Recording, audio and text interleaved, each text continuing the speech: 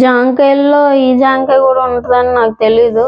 ఇది చెట్టు చూసే వరకు మా డాడీ వాళ్ళతో పాటు కిల్లాకి వెళ్ళాను. అప్పుడు చూసినప్పుడు మా డాడీ వాళ్ళు చెప్పారు ఇది అడవి జాంకాయ చెట్టు అని. చూడండి, అడవి జాంకాయ చెట్టు ఇలా ఉంటుంది. కానీ మీకు చూపిద్దామంటే కాయలే లేవు.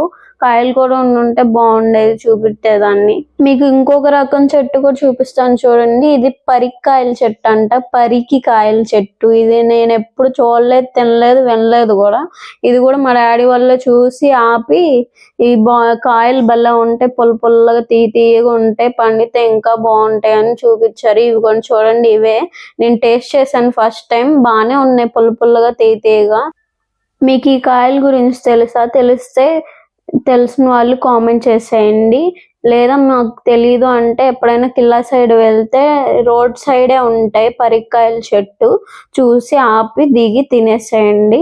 ఎలా ఉన్నాయో కూడా టేస్ట్ చేసి కామెంట్ చేసేయండి. కిల్లాకి వెళ్ళేటప్పుడు చూసామన్నాను కదా, అసలు కిల్లాలో ఏమేమి ఉంటాయో నెక్స్ట్ వీడియోస్ లో చూపిస్తాను. Stay tune. ఇలాంటి మరిన్ని వీడియోస్ కోసం మన ఛానల్ లైక్ చేయండి, షేర్ చేయండి, సబ్స్క్రైబ్ చేసుకోండి.